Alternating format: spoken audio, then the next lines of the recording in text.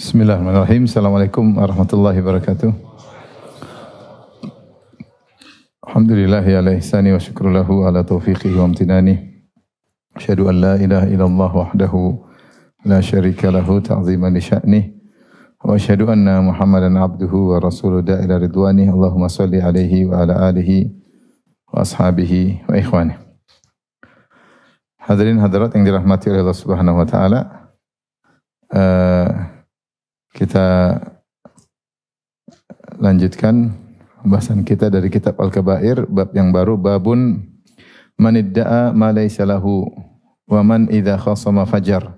Bab tentang orang yang mengaku-ngaku apa yang bukan miliknya atau apa yang dia tidak miliki. Bahwasanya itu dia punya atau dia miliki. Wa man idza khasama fajar, dan bab tentang orang kalau bersengketa maka dia curang, licik. Man idza khasama fajar. Kemudian Al-Imam Muhammad bin Abdul Wahhab membawakan hadis-hadis, di antaranya fihi haditsu Ibnu Umar radhiyallahu anhuma fi sahihain. Terkait dengan bab ini ada sebuah hadis dari Ibnu Umar radhiyallahu anhuma dalam as-sahihain. Wa ruwiya an Ibnu Mas'udin wa Umar radhiyallahu anhuma. Dan diriwayatkan dari Ibnu Mas'ud dan Umar radhiyallahu anhuma bahwasanya mereka berkata, "Man qala ana mu'min fahuwa kafir." Siapa yang berkata saya mukmin maka dia kafir. Wa man qala huwa fil jannah fahuwa fin nar. Siapa yang bilang dia di surga maka dia di neraka. Wa man qala huwa alimun fahuwa jahil. Siapa yang bilang dia orang alim maka dia sungguhnya jahil. Hadis pertama yang dibawakan yaitu siapa yang berkata saya mukmin maka dia kafir. Yaitu dia berkata karena memuji dirinya, pede saya mukmin, maka sungguhnya dia kafir. Siapa yang pede bilang saya di surga maka dia sungguhnya di neraka. Siapa yang mengaku dia alim ya, maka sungguhnya dia jahil. Walahuma, hadis berikutnya an Abi Dzar radhiyallahu anhu marfu'an, dan juga dalam Sahih Bukhari Sahih Muslim dari Abu Dzar secara marfu' dari Nabi Rasulullah SAW bersabda, laisa min rajulin idda'a ila ghairi abihi wa huwa ya'lamu illa kafar. Tidak seorang pun yang mengaku-ngaku dia adalah keturunan seorang padahal itu bukan bapaknya, padahal dia tahu itu bukan bapaknya, maka kecuali dia telah kafir. Wa man idda'a ma laysa lahu falaysa minna. Siapa yang ngaku-ngaku sesuatu yang bukan miliknya atau dia tidak punya hal tersebut, dia ngaku punya, falaysa minna, maka bukan dari golonganku. Wal yatabawwa maq'adahu minan nar, maka siapkanlah kaplingnya, tempat duduknya di neraka. Wa man rama musliman bil kufri aw qala ya aduwallah wa laysa kadzalik illa harun alaihi atau harun alaihi. Barang siapa yang menuduh seorang muslim, menuduhnya kafir atau berkata wahai musuh Allah, dan ternyata tidak demikian, kecuali akan kembali kepadanya. Ini ada dua hadis. Di sini yang pertama diriwayatkan dari Ibnu Mas'ud dan juga dari Umar, mereka berkata, siapa yang mengatakan saya mukmin maka dia kafir, atau saya di surga maka dia di neraka. Saya orang alim. Ini semua perkataan-perkataan dibawakan kepada jika dia mengaku-ngaku dirinya, mentazkiyah dirinya, ya, dan dia ingin mencari pujian manusia, ya, tanpa usaha untuk beramal soleh, tanpa berusaha untuk ikhlas. Dan kita tahu bahwasanya berkata saya seorang mukmin dalam rangka untuk memuji diri, ya, maka ini adalah rekomendasi terhadap diri sendiri, ya. Kalau maksud kita beriman, maksudnya kita bukan orang kafir, maka itu enggak ada masalah. Tapi maksudnya saya mukmin, saya bukan sekedar muslim, saya mukmin, itu namanya tazkiyah. Jadi perkataan saya mukmin ada maksudnya. Kalau maksudnya saya bukan orang kafir, maka sering kita bilang kita orang mukmin, maksudnya kita bukan orang kafir. Maka itu tidak jadi masalah, karena memang membedakan kita dengan mereka. Kita orang beriman, mereka orang kafir. Tapi kalau maksudnya saya mukmin, maksudnya adalah saya ini benar-benar beriman, bukan sekedar Islam, benar-benar iman saya kuat di hati, ya, maka ini adalah rekomendasi terhadap diri yang luar biasa. Makanya dikatakan kepada seorang Arab Badui, "Amu'minun anta?" Kau orang beriman? Maka dia berkata, "Uzakki nafsi." Apakah saya mau mensucikan diriku, merekomendasikan diriku? Ya.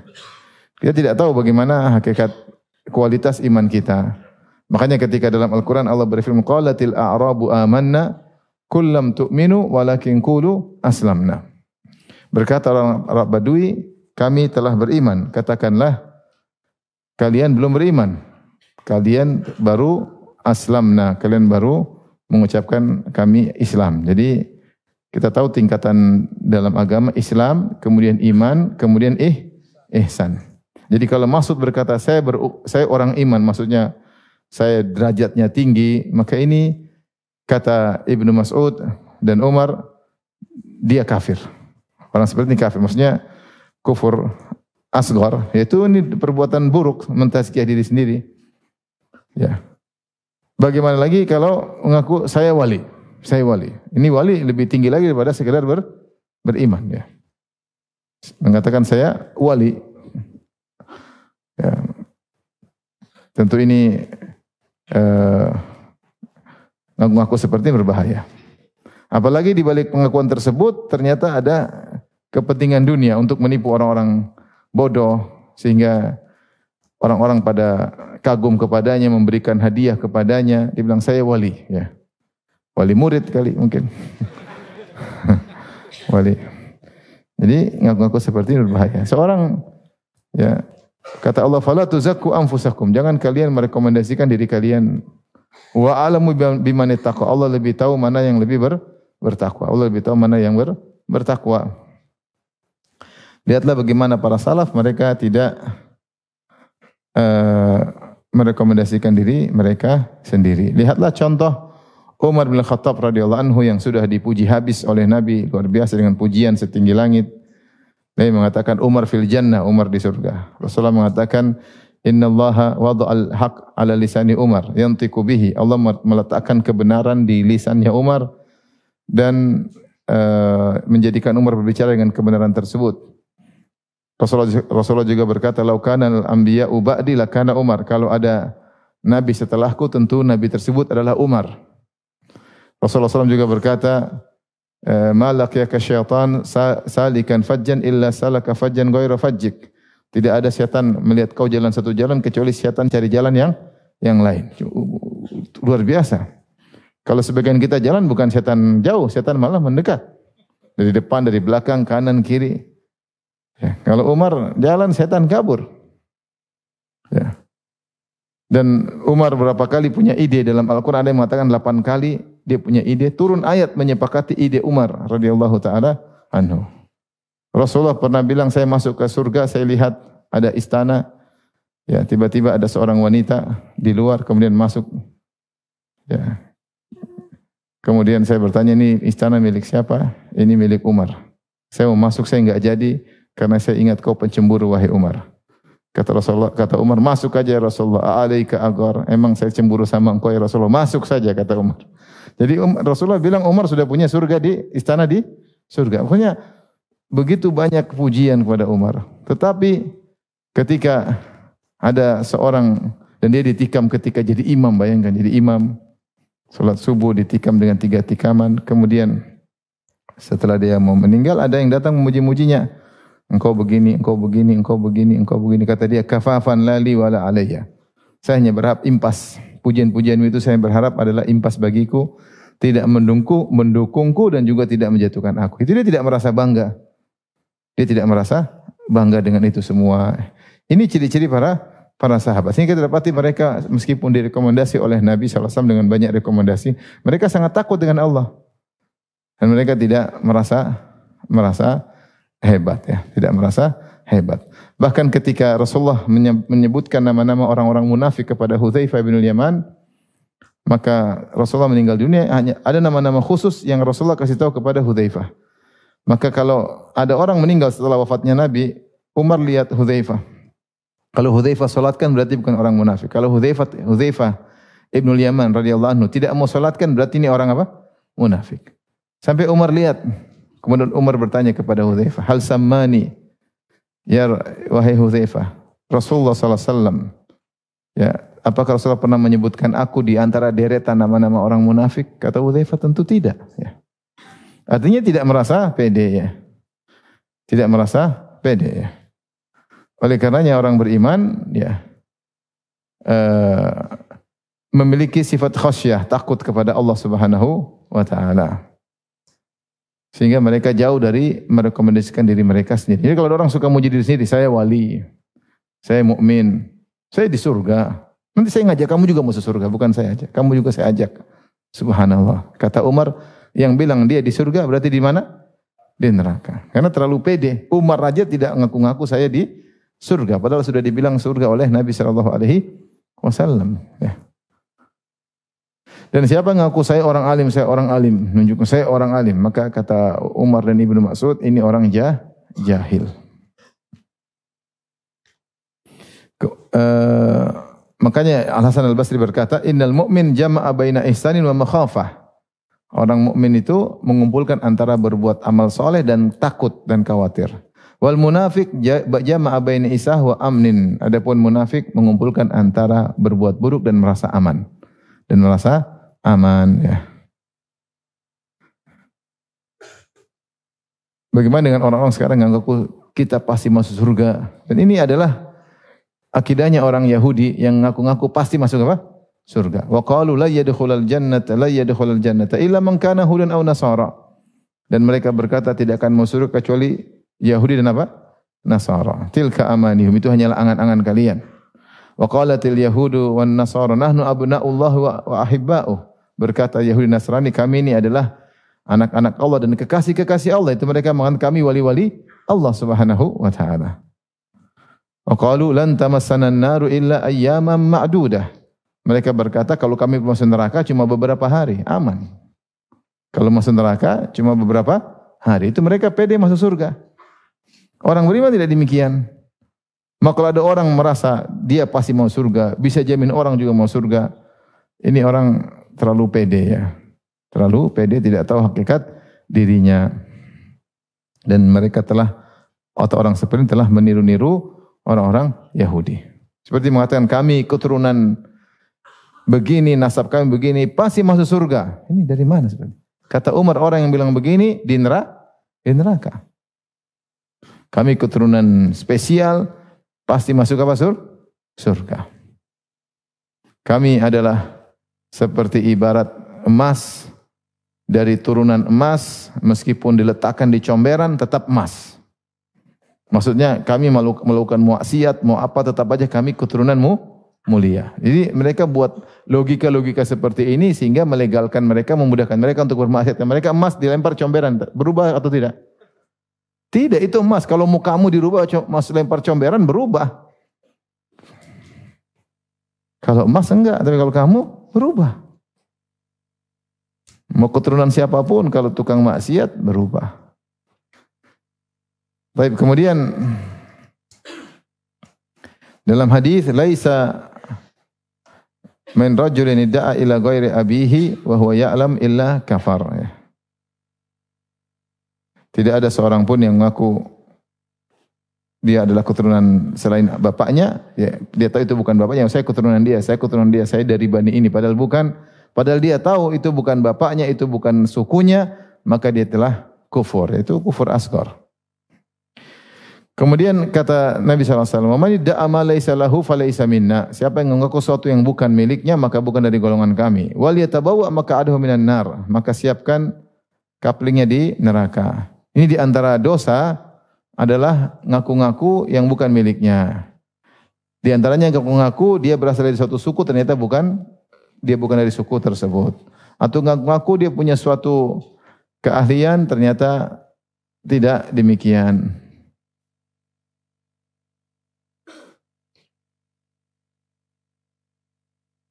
Makanya di antara sifat orang Yahudi juga yang Allah sebutkan dalam surat Al-Imran, wa yuhibbuna ayyuhmadu bima lam yaf'alu. Mereka suka dipuji dengan apa yang tidak mereka kerjakan. Rasulullah SAW bersabda, al-mutasyabbi' bima lam yu'tah kalabisi thawbai zur. Seorang yang bergaya dengan apa yang tidak dimiliki olehnya, tidak diberikan kepadanya, maka seperti memakai baju dua kedustaan. Maksudnya apa? Dia mengesankan dirinya alim padahal tidak alim. Dia mengesankan dirinya hafiz padahal tidak hafiz misalnya, bukan hafiz Quran misalnya. Ya. Dia mengesankan dia telah membaca sekian kitab padahal cuma baca judulnya doang. Namanya mengesankan. Sehingga dia bergaya di hadapan orang dengan sesuatu yang tidak dia miliki. Maka ini dia seperti memakai dua baju kedustaan. Dia mendustai dirinya dan mendustakan orang lain, menipu orang lain. Dia tahu dia tidak begitu dan dia menipu orang lain. Dan orang seperti ini terkadang dia ingin pamer sehingga dia menggabungkan dua dosa. Pertama dosa dusta, kedua dosa riya. Dia meriakkan sesuatu yang tidak dia miliki. Yang tidak dia lakukan. Saya yang telah begini, padahal dia tidak lakukan, dia bohong. Maka dosanya lebih parah dari sekedar riya. Riya plus bohong.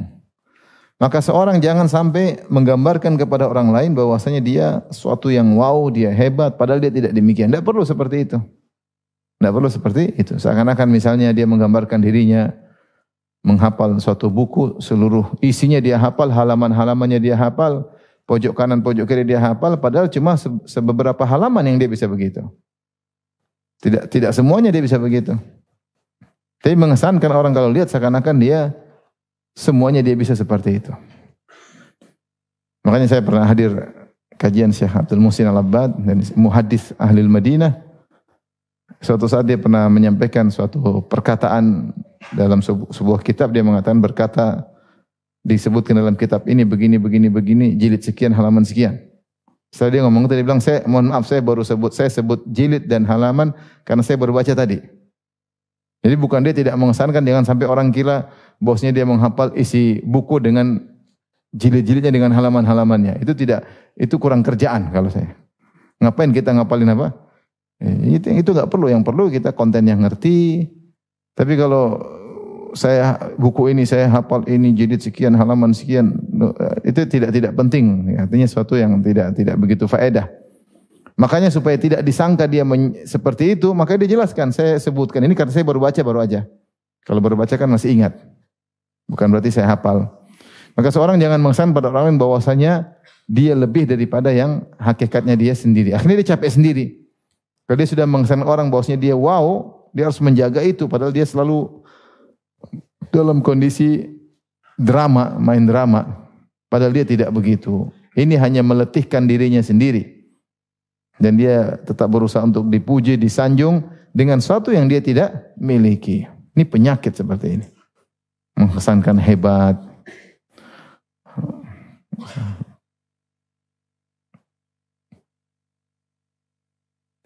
Kemudian Rasulullah SAW bersabda, "Man rama musliman bil kufur." Siapa yang menuduh orang lain dengan kufuran atau berkata wahai musuh Allah padahal tidak demikian maka akan kembali kepadanya, ya. Jadi hati-hati jangan tuduh orang wahai musuh Allah padahal tidak maka akan kembali kepadanya. Wahai si fulan kafir, wahai si kafir padahal tidak maka akan kembali kepadanya. Ini bahaya nuduh orang dengan tuduhan yang tidak.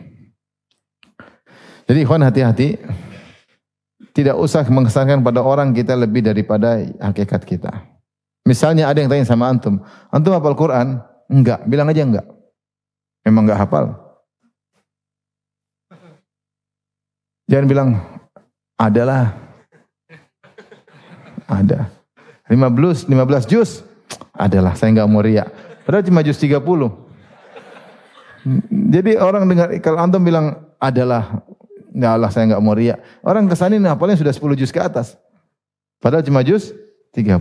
Bilang aja saya cuma hafal juz 30. Apa masalahnya? Jangan mengesankan antum lebih hebat. Ya. Jangan mengesankan antum lebih hebat. Lebih hebat. Enggak usah. Ya kita sedikit memang gitu. Ya. Enggak usah kemudian mengesankan diri lebih hebat. Karena itu dosa. Tapi berikutnya babu da'wa fil ilmi iftikharan. Bab tentang ngaku-ngaku punya ilmu karena sombong. Untuk pamer. An Umar radhiyallahu anhu marfu'an, dari Umar bin Khattab radhiyallahu anhu secara marfu'. Rasulullah SAW bersabda, "Yadhharul Islamu hatta takhtalifa tujjaru fil bahar." Islam akan tersebar. Sampai begitu tersebarnya maka ada keamanan di mana-mana, bukan cuma keamanan di daratan, bahkan keamanan di lautan. Sampai para pedagang bolak-balik berdagang lewat laut. Wa hatta takhudha al-khailu fi sabilillah, ya. Sampai kuda-kuda pun, ya, sampai orang pada masuk Islam banyak sehingga kuda-kuda pun banyak yang berjalan di jalan Allah Subhanahu wa taala, itu terjadi jihad di sana sini. Orang mengendarai kuda karena fisabilillah, karena untuk berjihad. Itu Islam berkembang. Setelah itu, thumma yadhharu aqwamun yaqra'una al-Qur'an. Kemudian muncul sekelompok kaum yang mereka membaca Al-Qur'an. Kemudian mereka sombong dengan berkata, yaqulun man aqra'u minna.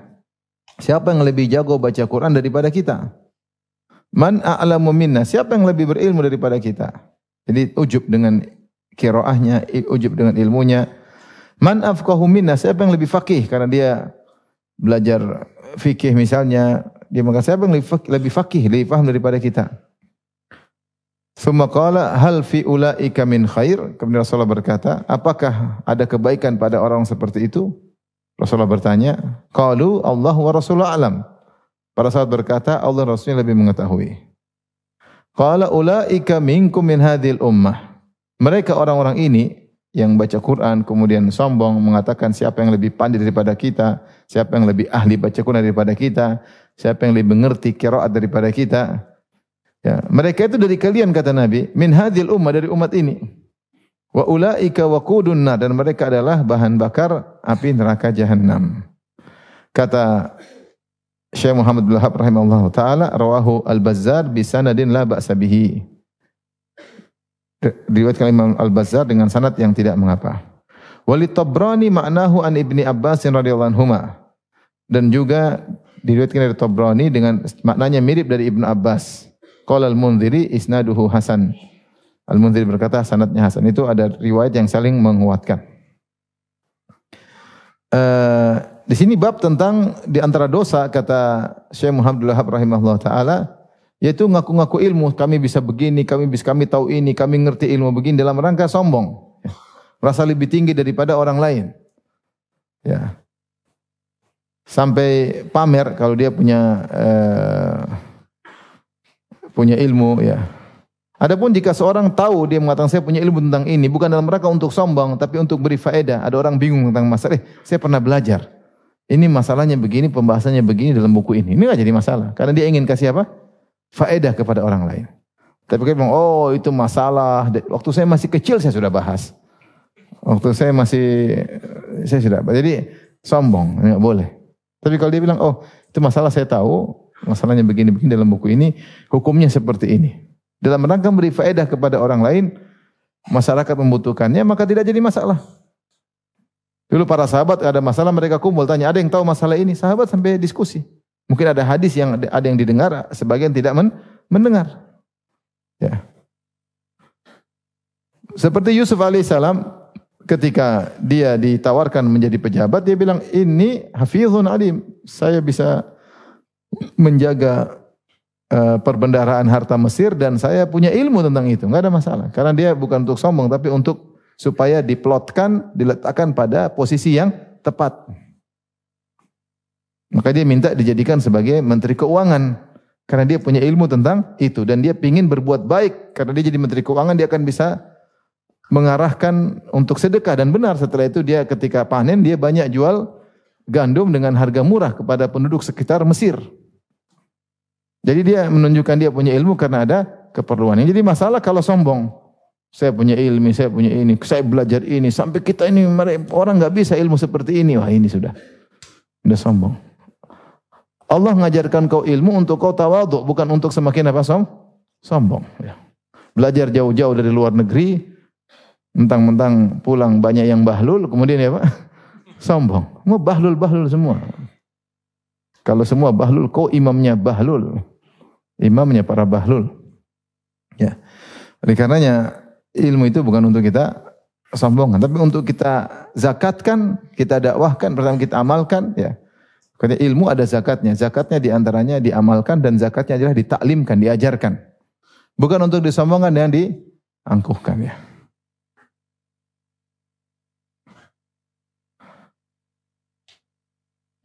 Makanya di sini kata Nabi SAW, Islam tersebar sampai para pedagang berdagang di lautan karena aman, sampai kuda-kuda bertebaran karena jihad fisabilillah. Maka setelah itu muncul orang-orang yang baca Al-Quran, itu ahli baca Quran, ya, mutqin kalau hafalan dan baca Quran. Ya. Sampai begitu bangganya dia mengatakan, siapa yang lebih ahli baca Quran daripada kita? Siapa yang lebih berilmu daripada kita? Siapa yang lebih faqih daripada kita? Sombong. Ya. Dalam Sahih Muslim, ya,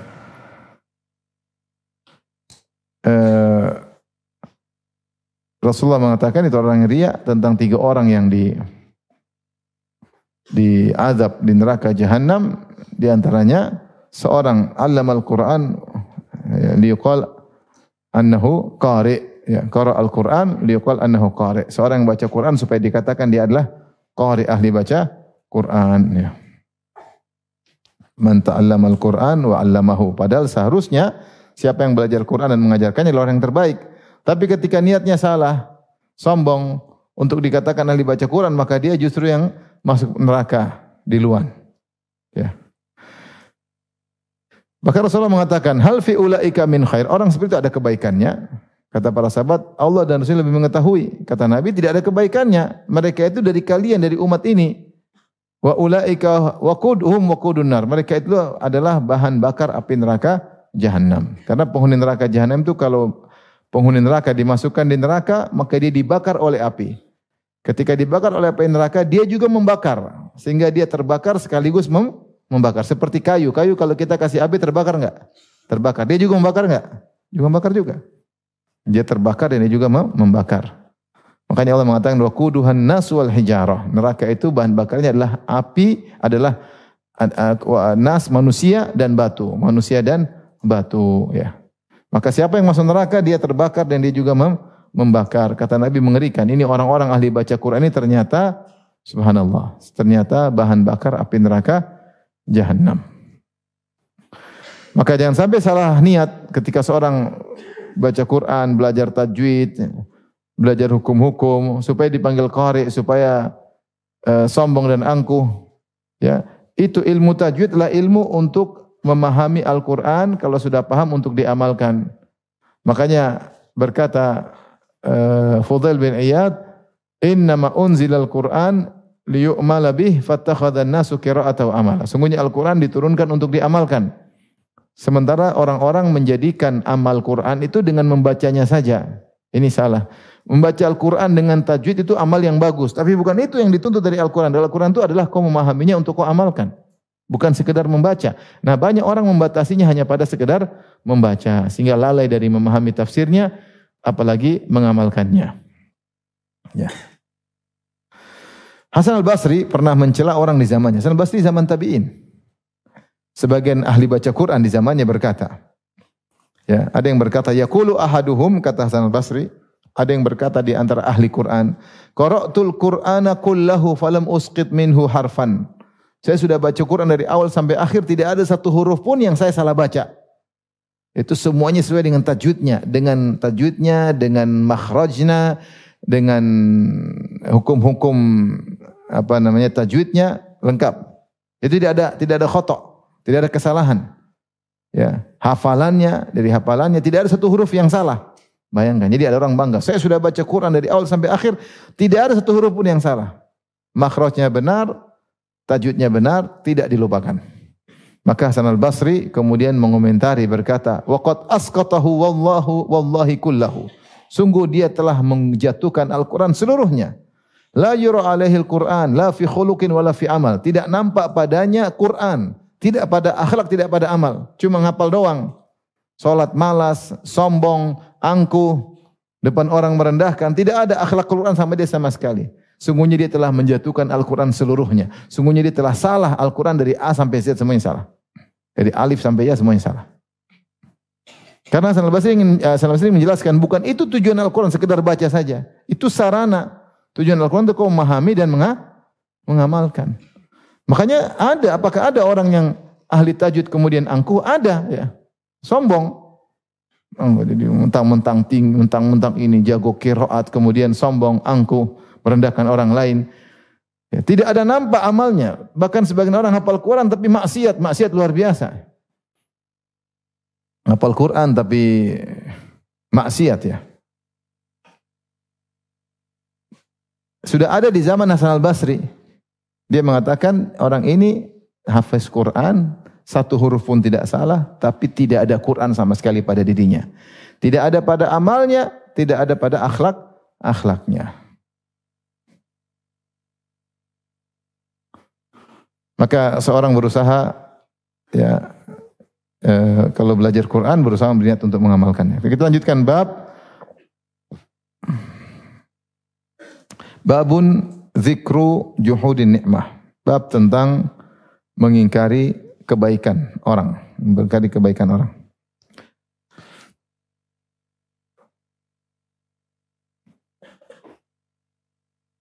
Jadi ikhwan kalau belajar sudah punya ilmu bukan untuk bodoh-bodohin orang ya. Dia bilang saya ini orang alim, sebenarnya orang gitu. Saya ini kan alim, subhanallah. Ya, saya jadi sombong, angkuh, merendahkan orang. Ini percuma, ini masuk neraka di luar orang seperti begini. Taib, bab berikutnya bab tentang penyebutan pengingkaran terhadap kebaikan orang, kebaikan kenikmatan maksudnya kebaikan. Kemudian Al-Imam Muhammad bin Wahab membawakan hadis fi sahih an Ibni Abbas radhiyallahu anhu marfu'an.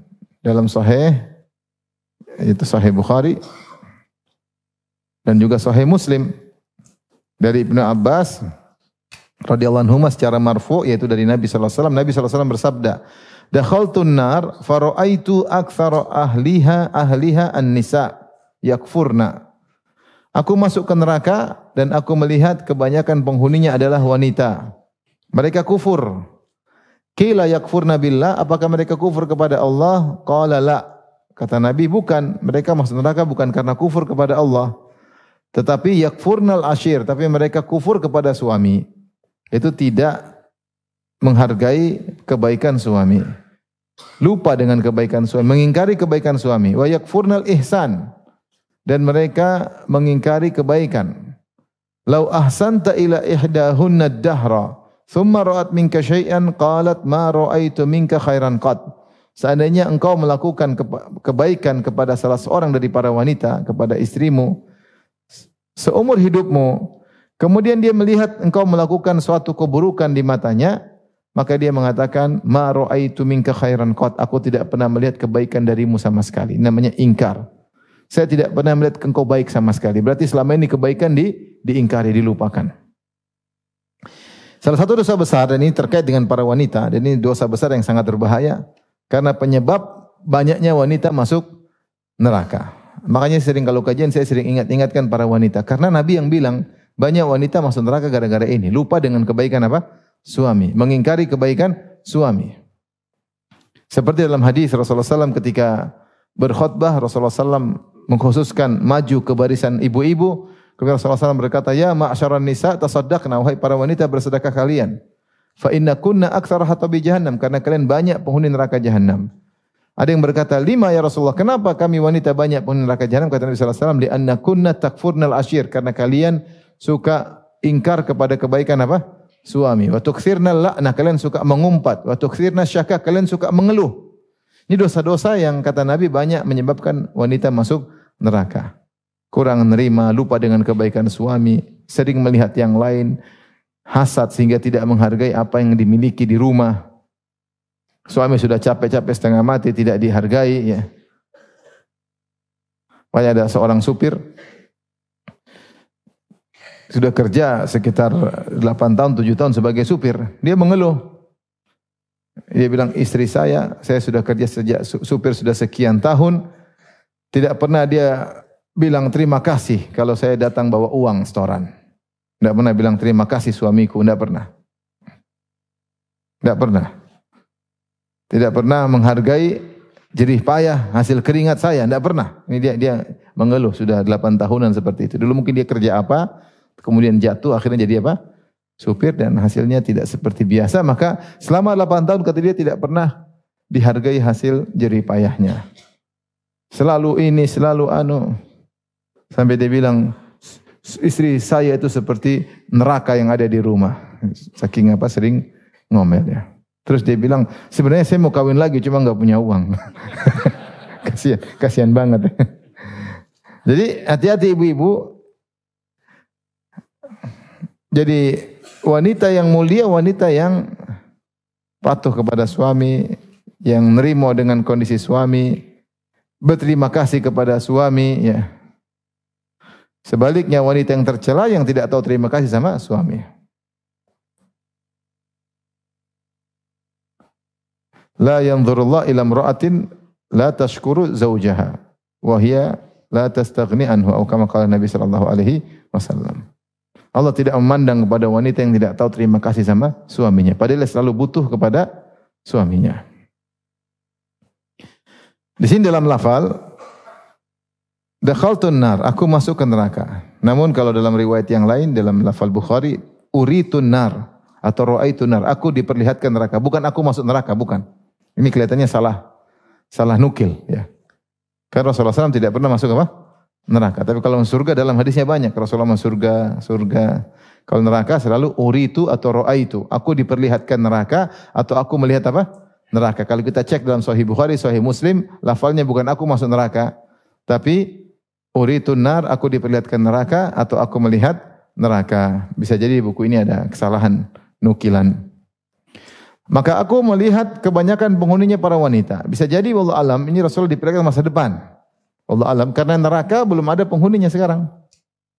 Ya Rasulullah sering diperlihatkan penghuni neraka, yaitu maksudnya di masa depan. Seperti Rasulullah mengatakan, aku melihat Amr bin Luhai al-Khuzai yajurru qasbahu finnar.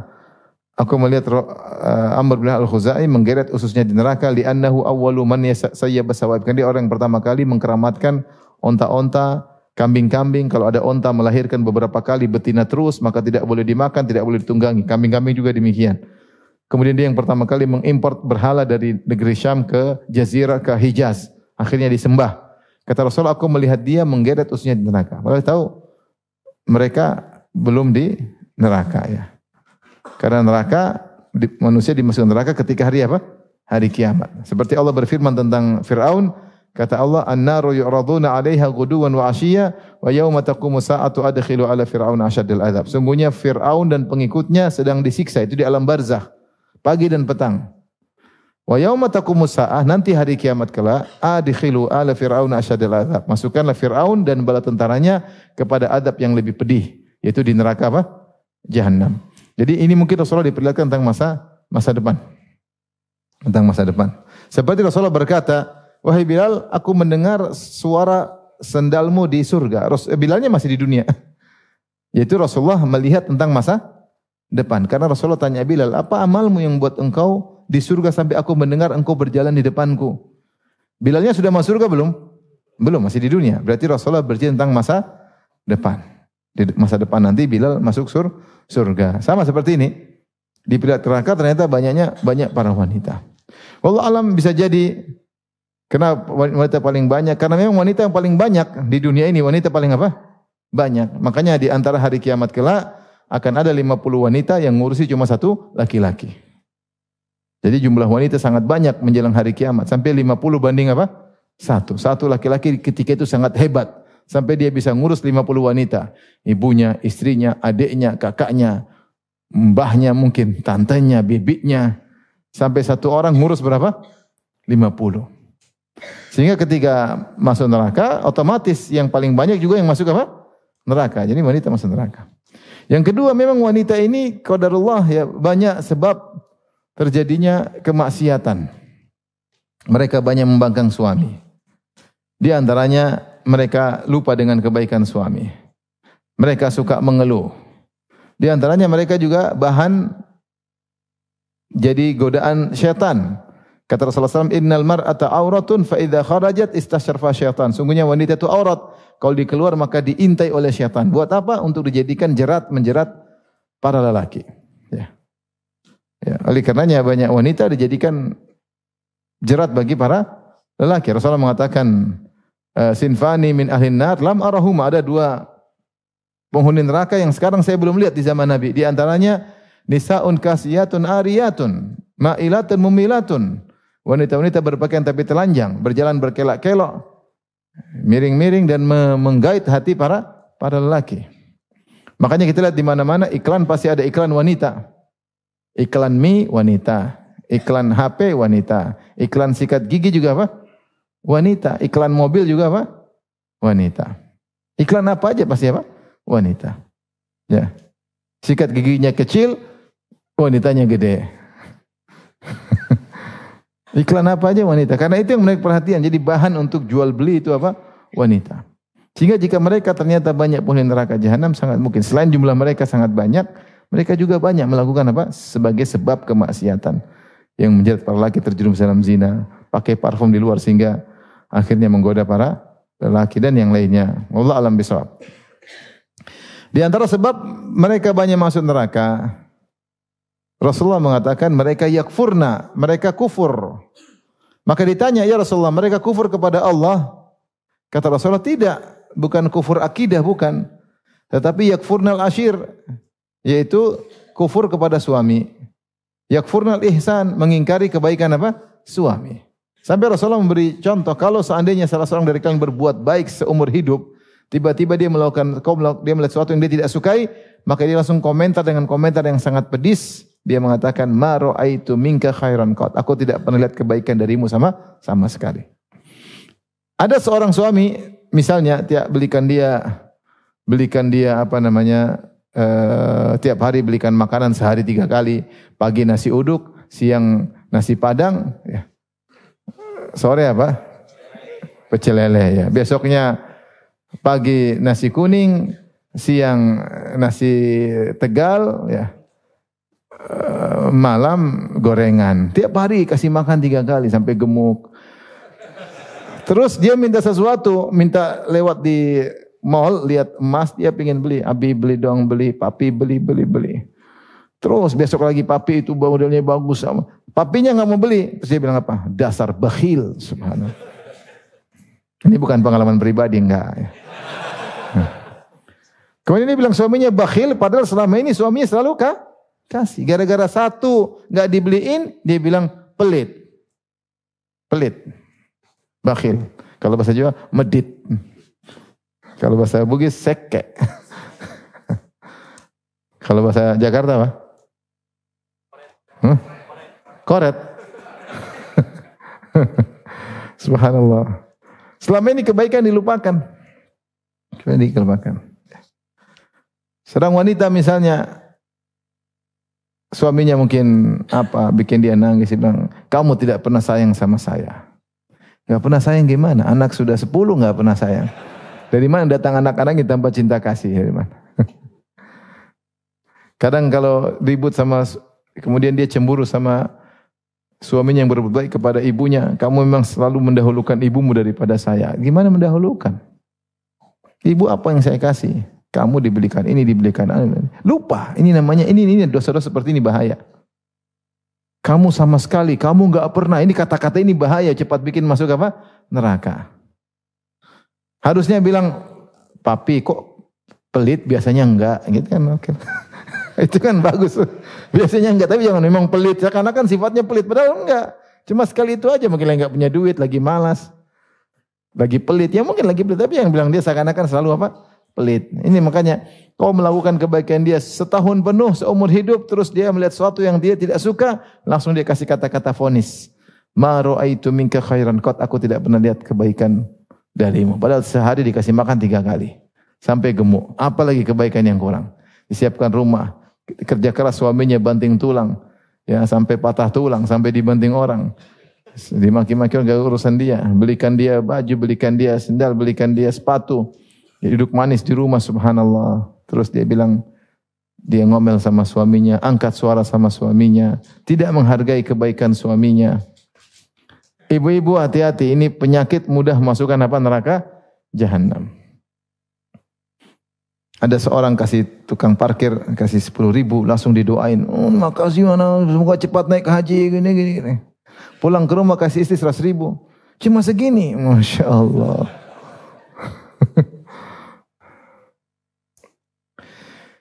Kalau orang wanita pandai bersyukur, namanya bersyukur terima kasih. Terima kasih berbuat baik atau tidak. Kita kalau punya bos baik sama kita hormat sama dia enggak? Hormat sama dia, sudah kerja keras buat kita. Ini suami sudah kerja keras, tidak dihargai, tidak dihormati, dimarah-marahin, direndahkan. Dan itu sebab utama wanita masuk neraka jahanam. Apalagi kemudian dia gibain suaminya. Suamiku begini, suamiku begini. Ya, padahal suaminya baik. Namanya orang kadang punya kekurangan. Ya, tapi jangan kemudian lupa dengan kebaikan suami. Qala rahimahullah ta'ala, kemudian Syekh Abdul Wahab rahimahullah berkata, wa anna Abi Hurairah radhiyallahu anhu marfu'an, dari Abu Hurairah secara marfu', Rasulullah SAW bersabda, man la yashkurun nas la yashkurullah. Ya. Siapa man la yashkurin nasa la yashkurillah.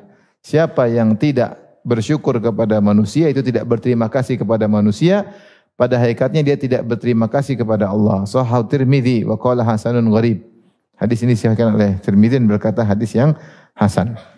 Ini di antara adab yang diajarkan dalam Islam. Kita bukan cuma disuruh bersyukur kepada Allah, tetapi juga berterima kasih kepada sebab, karena kebaikan tersebut meskipun dari Allah melalui sebab. Maka di antara bentuk kita terima kasih kepada sebab.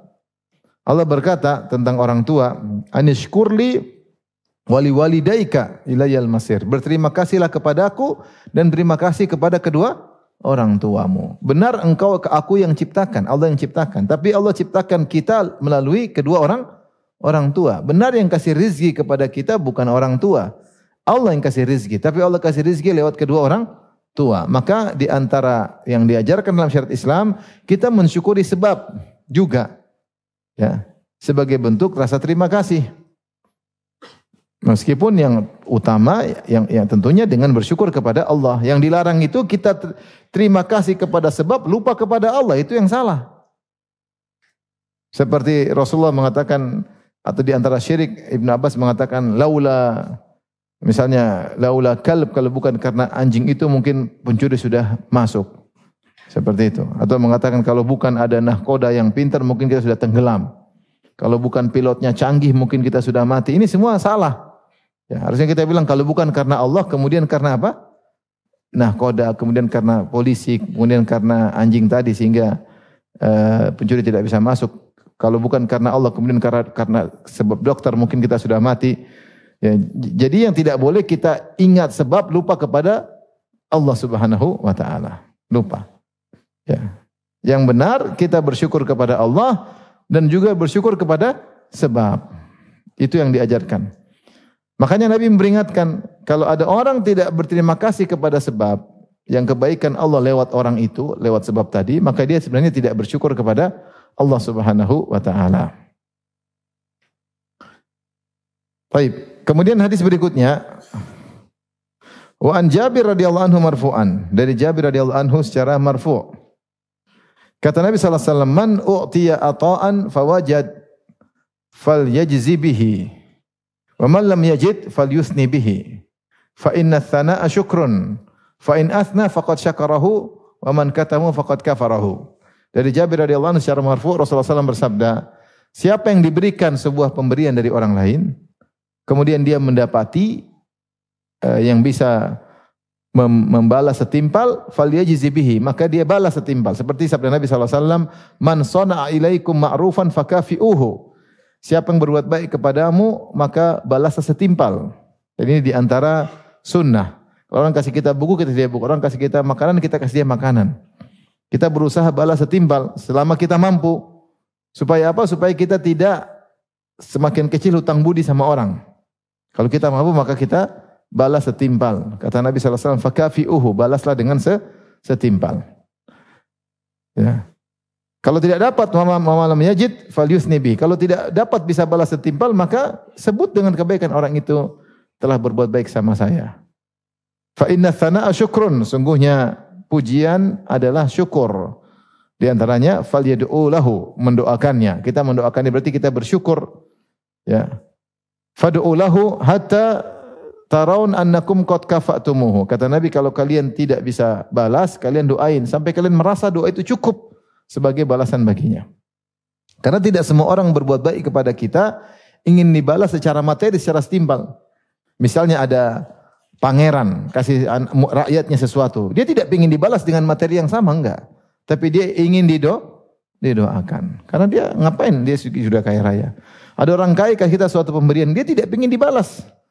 Karena bagi dia materi bukan sesuatu. Ya berarti kita tinggal mendoakan. Ada yang kasih, kita perlu kasih kembali seperti tetangga yang levelnya sama dengan kita. Maka seperti ini kita balas materi yang sama sebisa mungkin. Sebisa mungkin ya. Dan itu di antara satu contoh yang saya lihat dari Syekh Abdul Razak hafizahullah taala. Kalau ada yang kasih sesuatu, selama dia bisa kasih balas, dia akan balas. Sampai kemarin ketika saya buka puasa sama beliau, ada orang Aljazair bawa korma, kata dia, Syekh, korma dari Aljazair. Dia dari Aljazair, saya buat buka puasa, maka saya ambil, saya tahan dia, ini juga korma dari Madinah. Jadi saya langsung balas saat itu juga. Ya, dan itu sunnah. Sunnah ya. Kalau bisa dibalas, maka dibalas. Kalau enggak bisa baru didoakan. Mungkin enggak ada ketika itu, enggak sempat balas, maka kita doakan. Kita doakan. Fa in asna, kalau dia sebut-sebut kebaikan orang yang telah berbaik kepada dia, maka dia telah mensyukurinya. Itu terima kasih. Masya Allah baik, terima kasih Pak. Terima kasih, puji dia. Wa man katama faqad kafarahu. Siapa yang menyembunyikan, enggak, dia enggak pernah bantu saya. Ini kufur. Ingkar terhadap kebaikan orang lain. Di antara dosa besar, ingkar kepada kebaikan orang lain. Bahkan dosa besar ini juga dimasukkan oleh Az-Zahabi dalam kitabnya Al-Kabair. Itu ingkar dengan kebaikan orang, lupa dengan kebaikan orang lain. Lupa, merasa dia berhasil tanpa bantuan orang lain. Dia lupa dengan kebaikan orang lain. Oleh karenanya dua hal. Pertama, hal pertama ditinjau dari orang yang berbuat baik. Orang yang berbuat baik jangan berharap disyukuri. Orang yang berbuat baik jangan berharap dibalas kebaikannya oleh manusia. Orang yang berbuat baik jangan minta tunggu kata terima kasih.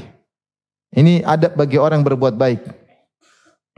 Allah mengatakan, wa yut'imuna at-ta'ama 'ala hubbihi miskina wa yatima wa asira. Innama nut'imukum liwajhillah la nuridu minkum jazaa'an wala syukura. Sungguhnya para penghuni surga ketika di dunia, mereka itu memberikan makanan yang mereka sukai kepada anak yatim, kepada fakir miskin, kepada tawanan. Apa kata mereka? Innama nut'imukum liwajhillah. Kami kasih makan kalian karena wajah Allah. Ikhlas. La nuridu minkum jazaa'an wala syukura. Kami tidak butuh terima kasih dan balasan. Ini adab kita kalau berbuat baik, kita lupakan aja. Sampai ada yang mengatakan ibarat berbaik seperti kita buang hajat. Sudah jangan diingat-ingat. Jangan berharap dia terima kasih. Jangan berharap dia balas. Bahkan bisa jadi Allah uji kita. Sudah kita baikin dia, ternyata dia maki-maki kita. Ini ditinjau dari pemberi bantuan atau yang berbuat baik. Ditinjau dari yang berbuat baik kepadanya, maka dia terima kasih. Jangan dia bilang, kok ikhlas ya, saya enggak mau puji kau. Enggak boleh. Jadi dia bilang terima kasih, adab dia. Urusan dia diperintahkan ikhlas, Allah yang suruh. Tidak usah kau ikut ngomong, tugasmu bilang apa? Terima kasih. Tugas mengatakan syukran, jazakallah khairan. Kalau bisa balas setimpal, balas setimpal. Kalau tidak mau balas setimpal, doakan. Atau mengatakan jazakallah khairan. Adapun orang tidak berterima kasih, terima bantuan seakan-akan tidak punya budi, tidak punya utang budi. Ini orang tidak tahu terima kasih. Sudah diantarin, sudah cuekin aja. Jadi dia tidak mau utang budi lah. Kalau kamu tidak mau utang budi, jangan minta bantuan. Kalau kau sudah minta bantuan, terima bantuan, harusnya kau berhutang budi secara otomatis. Ya, bilang terima kasih, syukran, jazakallah khairan. Menyenangkan orang yang bantu juga merasa didoakan senang. Ya. Karena jangan pelit-pelit kita bilang apa? Jazakallahu khairan. Ini kalimat kita dapat pahala ngomong begitu. Bahkan kepada anak buah kita. Kita kalau punya pembantu kerja bagus, kita enggak ada salahnya bilang apa? Jazakillah khairan. Kita punya supir dia bagus ngantar, kita bilang jazakallah khairan. Apa susahnya? Kita ada guru di murid, guru ngajar anak kita, meskipun kita bayar les, kita sudah gaji, kita bilang jazakallah khairan. Apa salahnya? Dia sudah ngabisin waktu untuk ngurusin anak kita misalnya. Wallahu a'lam bishawab. Demikian saja apa yang kita sampaikan. Wabillahi taufiq. Assalamualaikum warahmatullahi wabarakatuh.